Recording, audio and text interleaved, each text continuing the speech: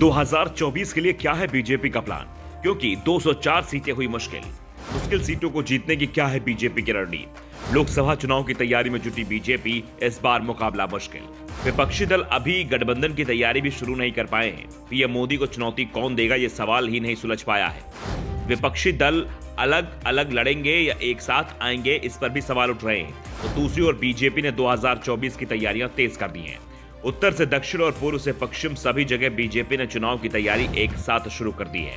सभी 543 सीटों का सर्वे हो रहा है। संगठन की ताकत को परखा जा रहा है। एक एक सीट का हिसाब किताब निकाला जा रहा है। उस हिसाब से तैयारी को अंतिम रूप दिया जा रहा है।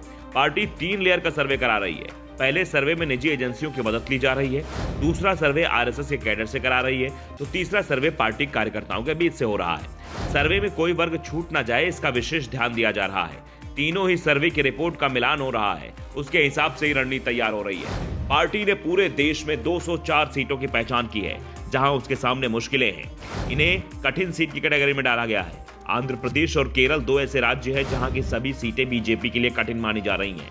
पार्टी के लिए कठिनाई बढ़ाने वाले राज्यों में वैसे तमिलनाडु नंबर 1 पर है। यहाँ की 39 में 36 सीटों पर बीजेपी लड़ाई कठिन मान रही है।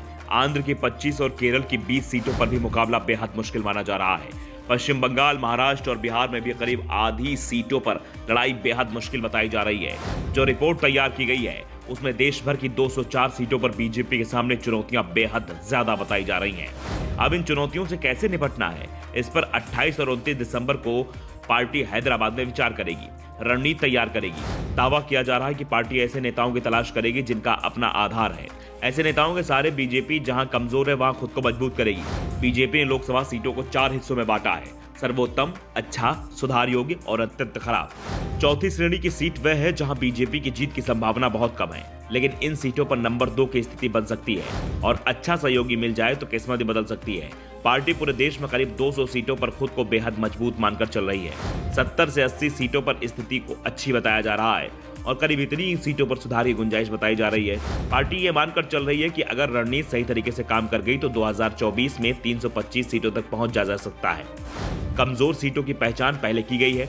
दरअसल पिछले 8 सालों में बीजेपी का आधार अब पूरे देश में फैल चुका है। हाल ही में तमिलनाडु और केरल में हुए स्थानीय निकाय चुनाव में बीजेपी ने अब तक का सबसे अच्छा प्रदर्शन किया था। केरल में तो पार्टी का वोट बैंक 15% से अधिक हो चुका है, तो तमिलनाडु में पार्टी तेजी से मजबूत हो रही है।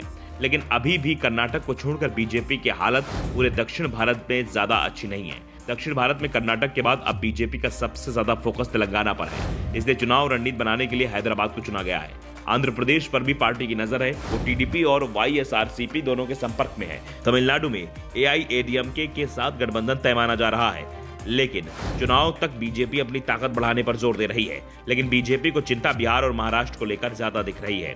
नीतीश के जाने से बिहार में मुश्किल सीटों की संख्या में इजाफा हुआ है, तो उद्धव के एमवीए में शामिल होने से महाराष्ट्र की कई सीटें फंसती दिख रही हैं। Bureau report, the such India.